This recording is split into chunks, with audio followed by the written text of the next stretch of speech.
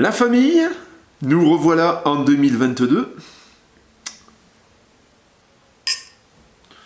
2022, nous on est prêts pour... parce que bon, j'ai été contacté par le producteur de James Bond. Il me dit, par contre on est emmerdé, trouve-moi une James Bond girl. J'ai dit, j'ai ce qu'il te faut. Voilà quoi, donc on est prêts là, ils viennent nous chercher en hélico. L'année 2022 démarre sur les chapeaux de roue.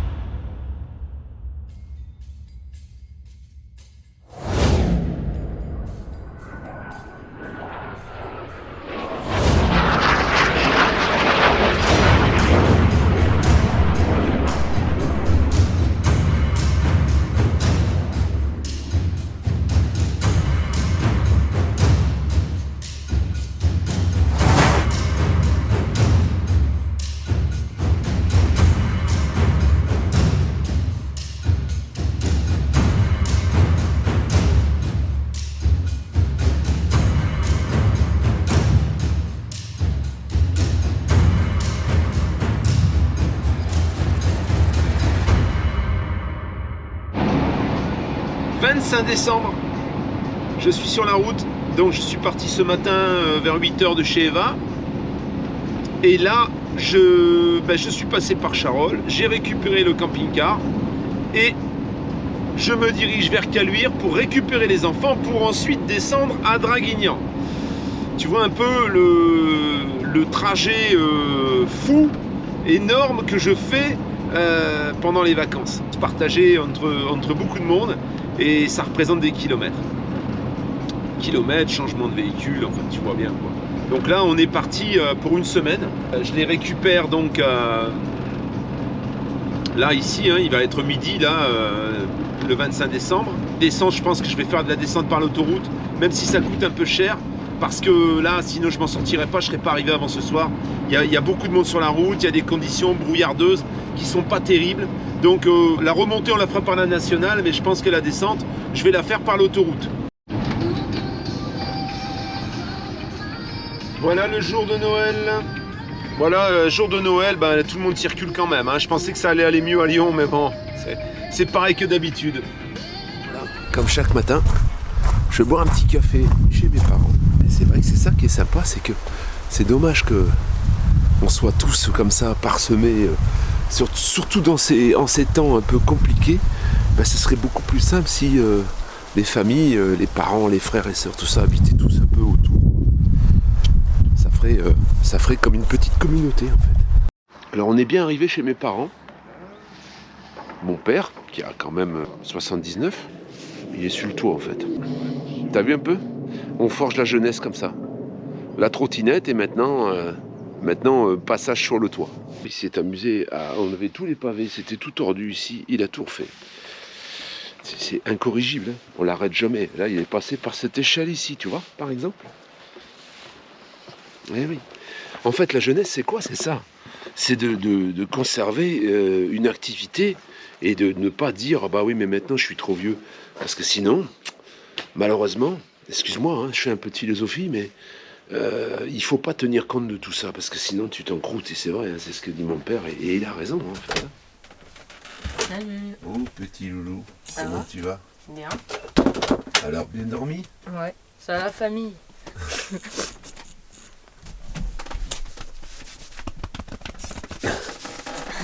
C'est sur les déj? Ouais.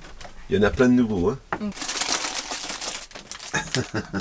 C'est gâteau chez papa, hein? Ouais. Bah oui, parce que sinon, t'as rien à manger. Qu'est-ce que tu Je fais? descends. Tu es habillé un petit chat? Oui. Oui. On fait quoi là maintenant? On va manger Chez qui? chez mamie. Ouais. T'es contente? Ouais. T'as été gâté à Papa Noël? Ouais. Tu crois encore au Père Noël ou pas? Plus trop. Et toi Tony, tu crois au Père Noël? Bah oui, moi j'y crois dur comme fer. Alors je voulais revenir sur un point, parce que bon là je suis avec mes enfants, donc je partage l'espace, on partage plein de choses avec les enfants. Quand on est dans un espace réduit, c'est vrai qu'en plus quand il n'y a pas de conflit, qu'il n'y a pas de... C'est intéressant, ça fait du bien. Enfin, alors pourquoi j'ai envie de te parler de ça? Parce que dernièrement, j'ai eu quand même pas mal de papas qui me contactent et puis qui sont en recherche, qui ont besoin de mon aide, etc. Ça c'est autre chose, mais et qui ont des enfants. Donc ils sont un peu dans la situation dans laquelle j'étais il y a quelques années. C'est d'ailleurs pour ça, je pense, qu'ils viennent un peu vers moi pour avoir une confirmation et faire entendre que c'est le bon choix. Il est vrai que lorsque tu as des enfants en bas âge, alors c'est vrai qu'après dans l'adolescence c'est un peu différent, mais lorsque tu as des enfants en bas âge, ou même des enfants qui sont avant l'adolescence, le fait que leur papa soit séparé de leur maman, déjà, ça rapproche. Hein, pour moi, ça a énormément rapproché, ça m'a énormément rapproché de mes enfants. D'ailleurs, j'ai laissé tomber toute une partie de mon activité qui était à l'époque la vente de camions, au moment où c'est arrivé, parce que je voulais les avoir en garde alternée, et du coup, je les avais une semaine sur deux. J'étais encore dans cette maison. Vraiment, ça a pris une dimension beaucoup plus importante. C'est au moment où j'ai franchi le pas avec ce camping-car, où je me suis dit, je vais acheter un camping-car et je vais y vivre. Parce que la situation faisait que j'avais pas trop de choix, de toute façon, et que c'était une expérimentation qui était déjà arrivée dans ma vie. Donc voilà, je me suis dit, c'est la meilleure formule. Ça me permet de bouger, ça me permet de... En plus, à cette époque-là, la maman, elle avait décidé d'aller habiter à Lyon, donc ce qui faisait beaucoup plus loin. Donc je me suis dit, c'est vrai que pour aller les prendre, aller les chercher, et puis pour qu'on se retrouve toujours chez nous, c'était la meilleure formule. J'étais loin d'imaginer tout ce que ça pouvait représenter pour les enfants, en fait. Tout ce que ça pouvait apporter dans nos liens, les liens qu'on avait entre nous, parce que c'est vrai que le fait qu'on soit dans ce camping-car, on est toujours un petit peu ensemble. Alors même s'ils sont dans leur chambre, ils dorment, quand ils se réveillent, on partage le déjeuner vraiment beaucoup plus que dans une maison. Le soir, quand on regarde la télé, c'est pareil. Il y a la promiscuité avec ses enfants, ça rapproche. Et puis, du coup, ce qu'il faut te dire aussi, lorsque tu es dans cette phase de séparation, bon, tu vas avoir... Il y a des choses que tu vas faire que tu faisais pas auparavant, forcément, par rapport à tes enfants. Parce qu'il y avait la maman qui était là. Souvent, il y a quelquefois des situations un peu bizarres qui se créent dans un couple avec des enfants. Il y a souvent l'un des parents qui va essayer de mettre les enfants contre l'autre parent. Hein, souvent quand ça commence à se dégrader. Donc je dirais l'année post-séparation, il y a beaucoup de morcellement dans le cercle famille, en fait. Hein. Il y a beaucoup de choses. D'ailleurs, c'est souvent des signes avant-coureurs. C'est que la maman commence à être contre tout ce que le papa va dire. Hein. Et donc, les enfants sont au milieu. Il y en a qui prennent parti. Il y en a qui sont un peu dérangés par tout ça. C'est un peu compliqué. Ça a été un peu notre cas. Tony est venu me répéter tout ce qui se passait. Donc, c'est vrai que c'était... Pour lui, je pense que ça a dû être quelque chose d'assez compliqué à ce moment-là. Et... Du coup, au moment où ça s'arrête... La séparation est effective, il y a les choses qui retombent. Et la personne qui, en son âme et conscience, n'a pas provoqué les choses, a plutôt subi quelquefois, eh bien, du coup, les enfants, ils ont tendance à se rapprocher et à se rapprocher plus de celui qui semble souffrir le plus, en fait. Il va récupérer que des choses positives par rapport à tes enfants, si bien sûr c'était pas toi le tortionnaire. Alors je dis pas que dans tous les couples il y a du tortionnaire, hein. Quelquefois la séparation vaut mieux que de continuer et puis de se bouffer le nez toute la vie, hein. Même pour les enfants. Hein, j'ai des expériences dans des relations qui montrent que quelquefois la séparation aurait été nécessaire. Elle n'a pas été faite et quelque part, plus tard, c'est beaucoup plus compliqué pour les enfants. Moi, je parle surtout pour les enfants. Hein. Je dirais que ce que tu es en train de vivre, si tu es dans cette situation, c'est la situation, peut-être la situation la plus difficile que tu vas vivre dans une vie, parce que c'est très compliqué d'aller te séparer de tes enfants, même si quelquefois tu étais beaucoup au travail, t'étais pas beaucoup à la maison, vous partagiez pas grand chose. Au moment où la séparation est effective, oui, ça peut, avant de te séparer, ça peut t'engendrer tout un tas de soucis.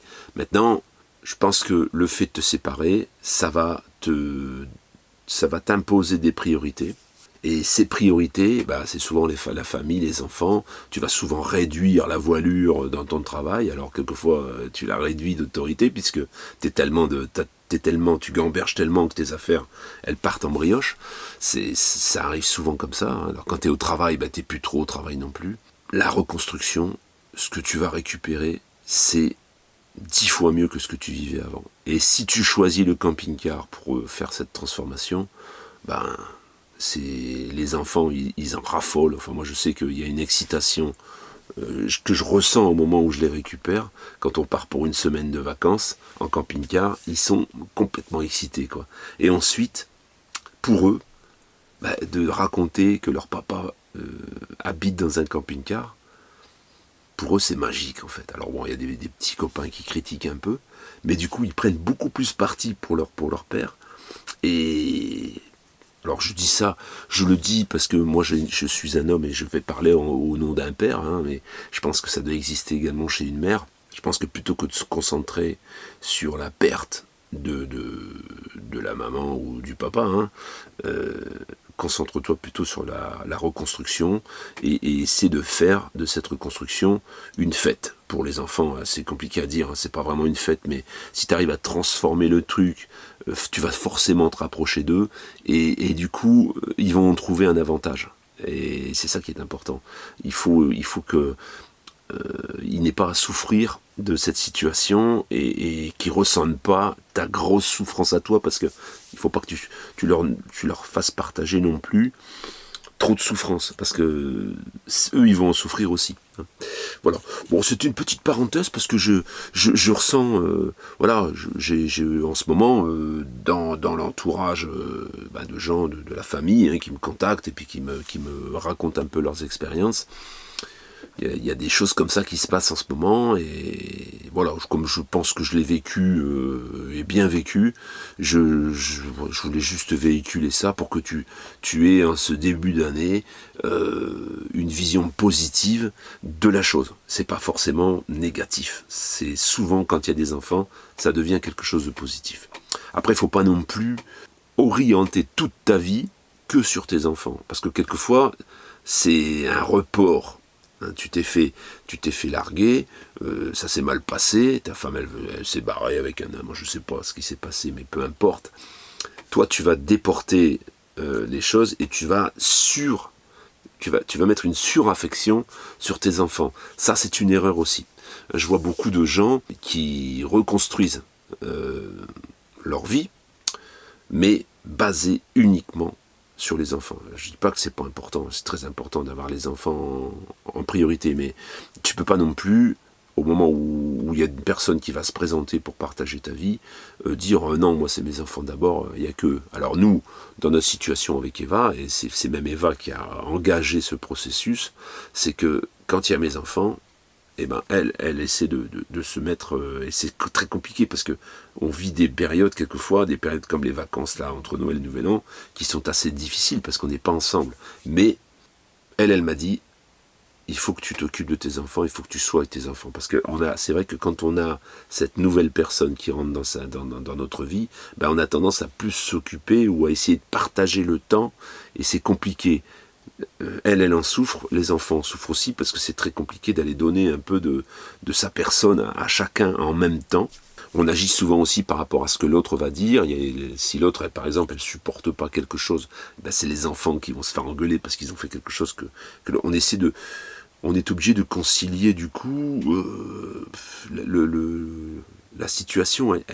On est obligé de concilier tout le temps et c'est fatigant pour nous, les parents, et c'est fatigant pour les personnes, les enfants et puis le nouveau conjoint. Donc il faut essayer vraiment quand tu es avec eux, tu es avec eux, tu vois. Et puis après, comme ça va être des périodes qui sont pas, tu vas pas vivre à 100% avec tes enfants, et ben tu peux te consacrer pleinement ensuite à la personne qui partage ta vie. C'est beaucoup plus simple. Voilà, c'est tout ce que je voulais dire. C'est déjà bien long, je pense. Je pensais pas en parler autant. Et donc courage et dis-toi que tout ce que tu vas vivre derrière, si bien sûr ton esprit arrive à positiver et à transformer la situation en quelque chose de positif, si tu as des enfants c'est très facile, eh ben, c'est que du bon ce qui va t'arriver. Tu vas te remercier, tu vas remercier la personne qui t'a peut-être jeté comme une chaussette, comme un vieux chiffon, tu vas peut-être la remercier dans ta tête, hein, tu vas pas aller lui dire, mais tu vas te dire heureusement qu'elle a pris cette décision en fait. C'est mon cas. Hein. C'est mon cas parce que moi, en fait, derrière ça a été la débâcle, ça a été comme un tsunami, mais une fois la tempête qui s'éloigne, eh bien, aujourd'hui, quand j'y réfléchis, je dis, mais heureusement que c'est arrivé. Heureusement. Concrètement, par cette vidéo, si jamais elle la regarde, merci quand même. Merci pour avoir agi, parce que j'aurais peut-être dû le faire moi-même, en fait. Voilà, tout simplement.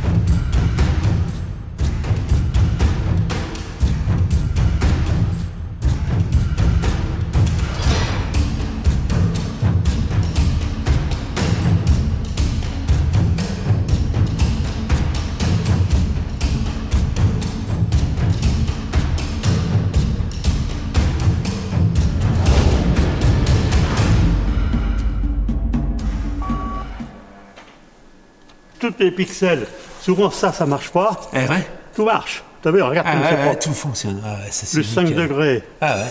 177 000 km. C'est pas énorme, hein. Non. Elle a 25 ans. Ah si, quand même. Oh la vache. Ah ouais, quand même.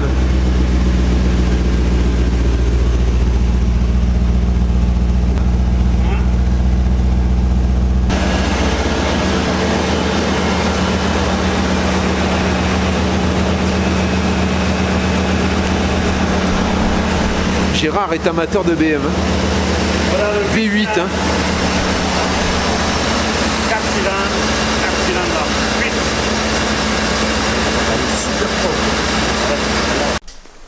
Aujourd'hui, la famille, on est là pour ça. Gérard vient de se faire plaisir avec cette E39 V8. Et là, du coup, il va se séparer de la Mestrine Replica, la 528i, qui va nous mettre en route tout de suite.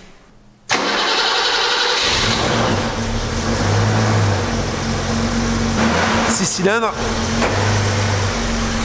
Celle-là, je te l'ai déjà montré. Hein. Elle est impeccable.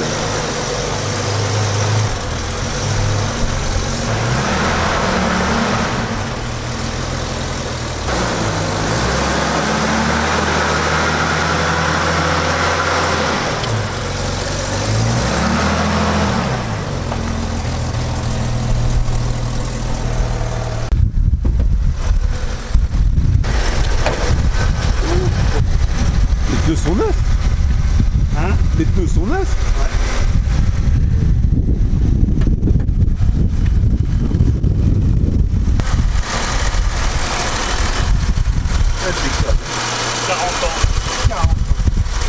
40 ans la même ère. Hein. De bons et loyaux services. Combien de kilomètres, Gérard? 176 000. 176.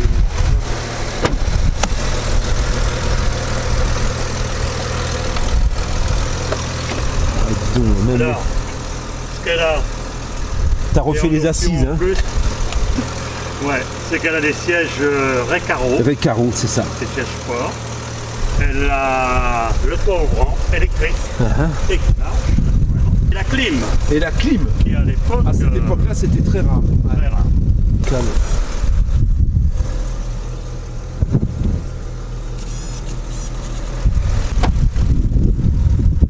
Elle est vraiment propre. C'est tout nickel. La ligne d'échappement est bonne. Alors, ça c'est le poste d'origine. Ouais. On remettra parce que je veux voir le dessous. C'est surtout ça parce que C'est là où ça Ouais, se ouais, y a- blesse en général. Hein. souvent les gens n'aiment pas lever les tapis. Eh oui, parce que souvent il y a le fond de coffre qui est un peu pourri.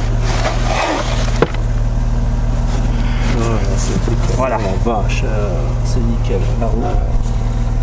C'est impeccable. Boîte à outils d'origine avec les outils. Je me rappelle que j'avais une 323i et j'avais cet économètre là qui me Ouais. faisait à chaque fois flipper. Ah bah, Parce que c'est vrai que ça monte, hein, c'est ça monte à impressionnant. connaître les consonnes. Ouais, ouais. Et là, tu vois, là, il y avait, voilà, contrôler les ça ampoules. marche. Ouais, ouais. Qui fonctionne aussi.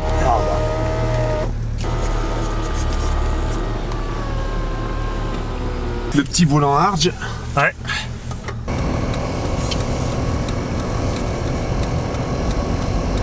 On a déjà les vitres électriques là. Hein. On a oublié les cagoules alors pour le casse, donc Mesrine va les chercher. Mérine si tu préfères, hein, excuse-nous pour les puristes. Hein. Ça c'était de la bagnole qui durait quand même, elle a 40 ans. Hein. Les panneaux de port, tout est impeccable, hein. Elle est nickel la voiture. Hein. Alors je sais pas combien il va la proposer à la vente, mais on va lui demander de toute façon. Elle tourne comme une horloge, hein. Franchement, elle ronronne, c'est impressionnant. Le petit porte-clés qui va bien. Presque. Parti. Combien on a 2,2 bars.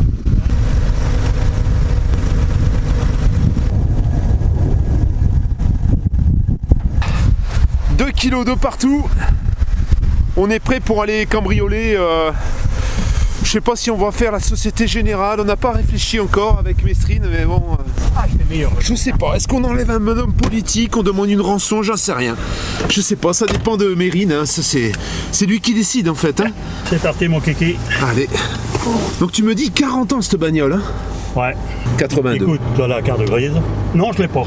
Voilà. Bah, elle est de Reste à la 82. maison. Bon, Voilà. tu sais, c'est une Voilà. voiture que j'ai piquée hier soir. Alors je peux pas Ouais, c'est ça, savoir, on mais- peut pas savoir. Écoute, hein. Quand on fait des trucs comme ça, quand on fait des casses, hein, on renouvelle les voitures tout le temps. Hein.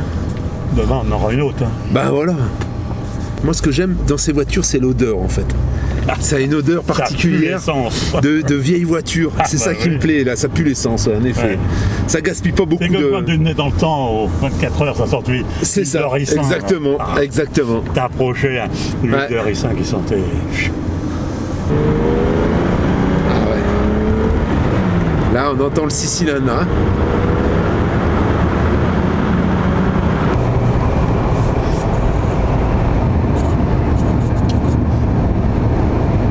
C'est une vieille voiture, mais ça doit être facile de dépasser les limites autorisées quand même, hein, avec ça. On avait déjà l'ABS, hein. Vitre électrique, toit ouvrant électrique. C'était quand même déjà vachement optionné en 82 quand même. Hein.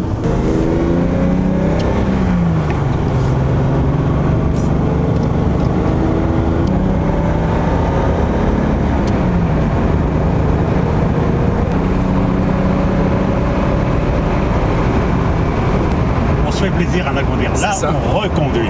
C'est ça. Exactement. Alors Gérard, il est piqué BM, hein, voilà. Ah mais Gérard, t'adores les BM, hein, faut dire ce qui est. Ouais. C'est-à-dire que j'avais un copain qui tenait la concession BM et il faisait les 24 heures. Il s'appelait Bassalaire à la base. Et puis dans le coup, bah, c'est vrai que pris dans Ouais. l'ambiance. Pris dans l'ambiance, tu t'es piqué au jeu et puis du coup Ouais. t'as. Voilà. Et ça freine. Ah ouais, ils vont la vache. Eh ouais. Ce qui n'était pas le cas de toutes les BM à l'époque, hein, quand même. Je pense. Je sais pas. Bon, elle marche parfaitement bien. Hein. Elle est en carte grise d'origine ou carte grise collection? Carte grise d'origine. Hein. Voilà, carte grise d'origine. C'est pas une carte grise collection.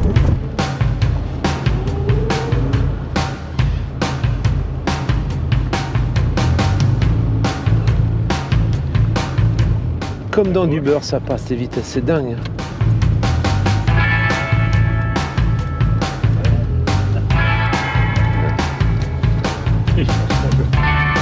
Là. Hein.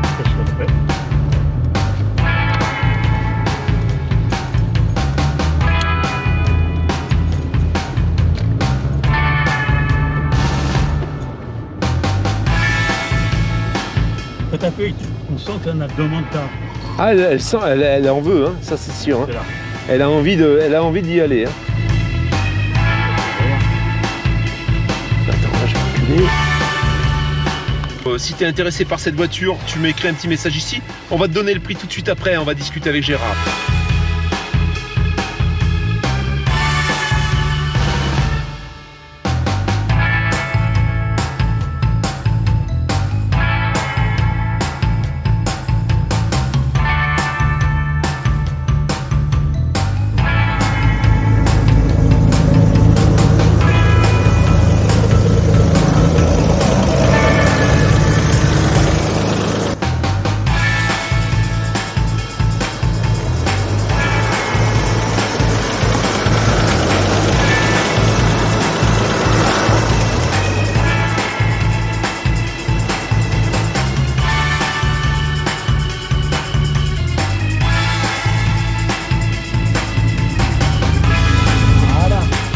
Donc tu as pu voir, une voiture sensationnelle, il n'y a pas un bruit, il n'y a pas un claquement, il n'y a pas une roture. Gérard a mis environ 3 000 €, hein, c'est ça Gérard, hein, de réfection. Donc il y a l'échappement, il y a toutes les vidanges, des ponts, de tout, tout est vidangé, tout est nickel, tout repart à zéro. Et donc la ligne d'échappement, les sièges avant qui étaient un peu abîmés, tout a été fait pour que tu prennes cette voiture, tu tournes la clé, tu t'en vas, tu n'as absolument rien à faire. Et cette voiture, Gérard voudrait en tirer 13 500. Donc si tu es intéressé, eh ben, écoute, n'hésite pas, tu connais l'adresse. Moi, ça me ferait plaisir de pouvoir vendre la voiture de Gérard, en fait, hein, parce que Gérard, c'est un ami, et puis ça me ferait plaisir. Donc, si tu es intéressé, n'hésite pas, si tu es collectionneur, amateur de BM, que tu as envie d'une belle bagnole qui prendra de la valeur et qui ne décotera pas, en plus, tu peux te la jouer Mesrine, si vraiment tu as envie, ou Mérine, si tu préfères, si tu es vraiment un puriste.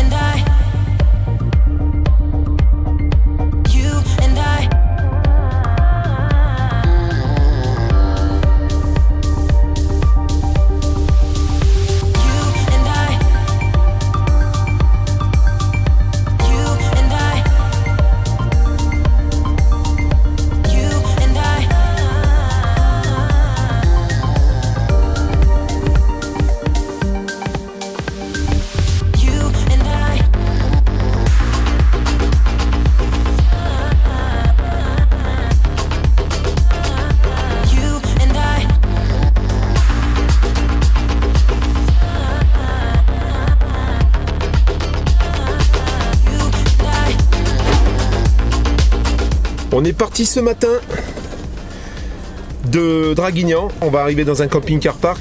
On est à la limite du Vaucluse. On est un petit peu vers Vaison-la-Romaine, peut-être un peu au-dessus, je sais pas. Donc je te dirai ça tout à l'heure. En tout cas, on a pas mal roulé, mais on n'a pas fait tant de kilomètres que ça quand même. Hein. On est parti vers 10h15, 10h30. Mais t'es plus allé plus vite l'aller. Hein. C'est ça, on est allé plus vite l'aller, mais l'aller, on a pris l'autoroute.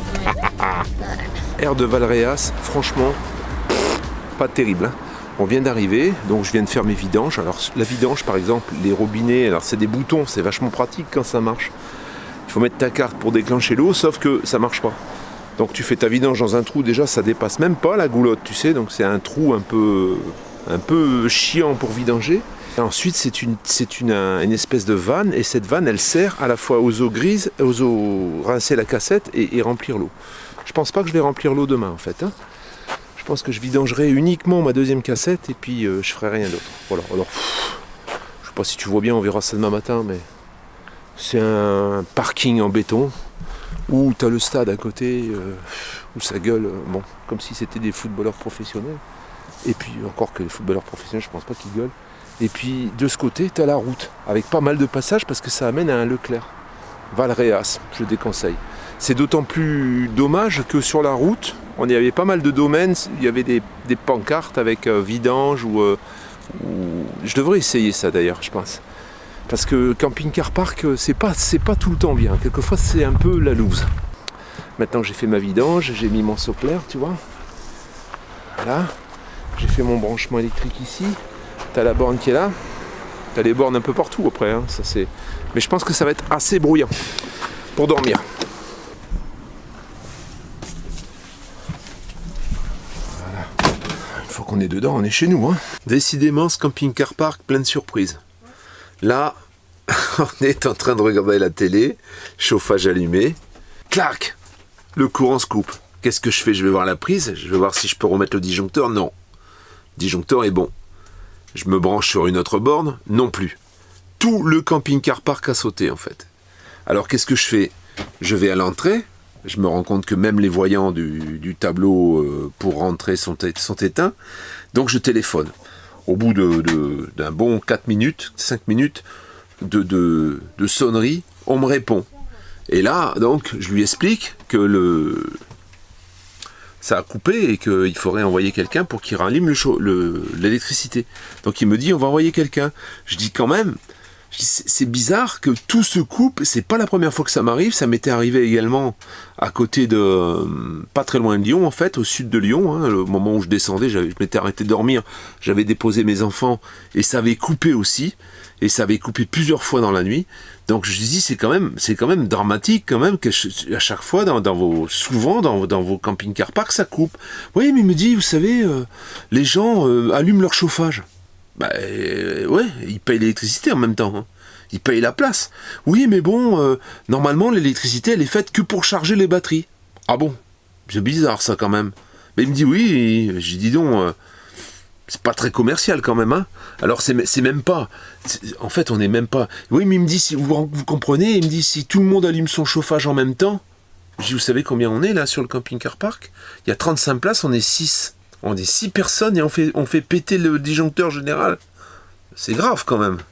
Alors voilà, bon c'est mon petit coup de gueule de la semaine. Je trouve que là c'est un peu exagéré quand même. Alors c'est assez rare hein, que j'ai ce problème, parce que bon j'en ai fréquenté pas mal de camping-car park. Mais là franchement ça m'énerve. Je trouve que on paye quand même relativement cher, hein, c'est pas donné non plus.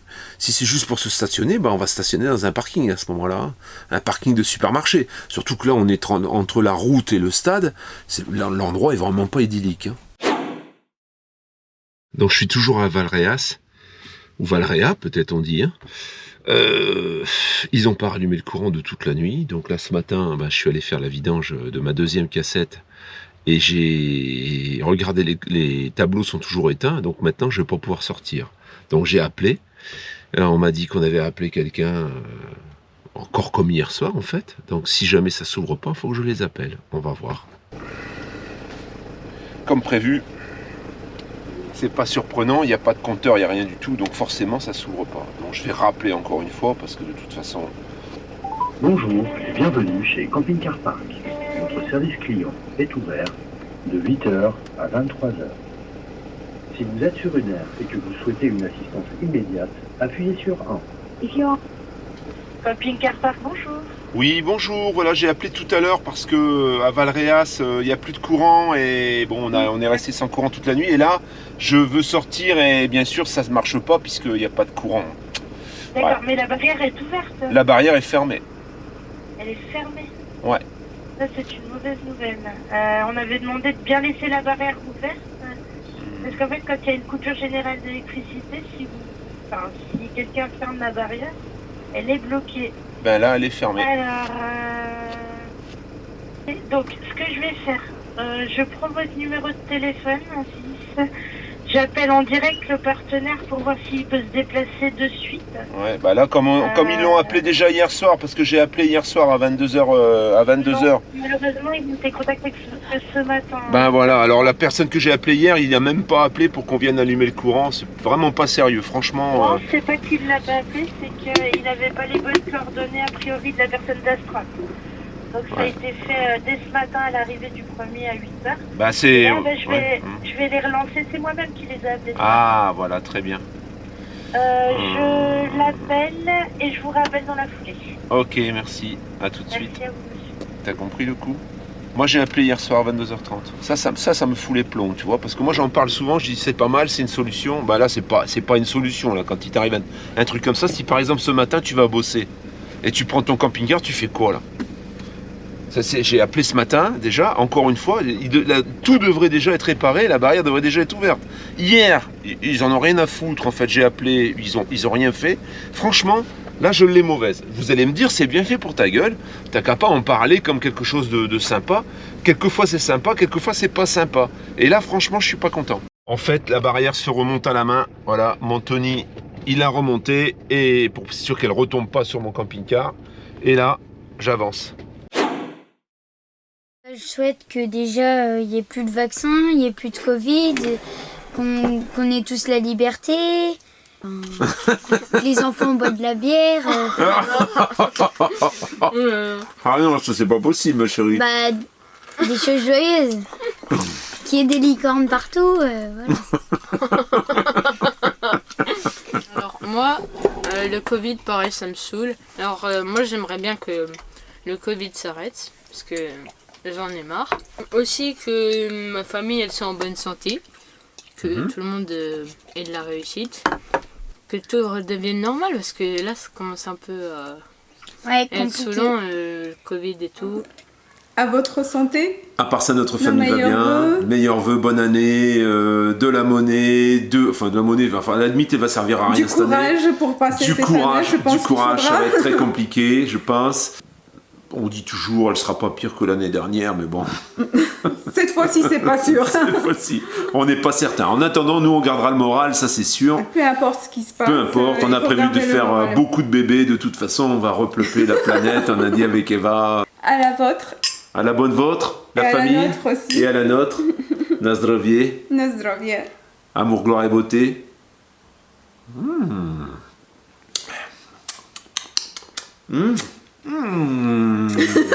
Clairette de Die. Clairette de Die, pour ceux qui connaissent. Ah ouais. J'en profite pour vous dire, l'année 2022, dépensez vos sous, dépensez dans ce que vous voulez, mais dépensez-les. Voilà. Dépensez-les parce que si c'est pas vous qui les dépensez, l'inflation va le faire pour vous. Donc tant qu'à faire, faites-vous plaisir. Hein. Lâchez-vous, achetez ce que vous voulez. Achetez-vous un petit 2-3 panneaux solaires pour mettre dehors au cas où il coupe le courant. Achetez-vous un petit groupe électrogène, une batterie, quelque chose. Une EcoFlow, pourquoi pas. Achetez-vous une poupée. Gonflable. Une poupée moulée, si vraiment, bon... Ou toi, tu t'en as acheté? Non, bah non, moi j'en ai une vraie en fait, c'est pas une poupée, la mienne elle est en chair et en os, donc j'ai pas besoin, peut-être que quand j'aurai 90 ans, voilà, si j'ai encore envie de secouer quelque chose, peut-être je m'achèterai une poupée moulée, on sait pas. C'est vrai que c'est imbuvable. Ah non. Ah. C'est la crise. C'est la crise, hein. Nous on a des belles chemises et tout, des beaux vêtements, mais par contre on boit de la clairette de Die, hein, Chatounet. On a eu que ça sous la main, excuse-nous. À l'année prochaine. À l'année 2023, bonne année 2023. On a déjà dit. Bah on passe l'année 2022 comme ça, on fait accélérer. Bonne année 2024. Bonne année alors, on dit au revoir. Ah, allez, salut, à tout bientôt, ciao ciao, amusez-vous bien, passez un bon début d'année, puis là, ça va être fourni en vidéo, attention. Joyeux anniversaire. Ciao ciao.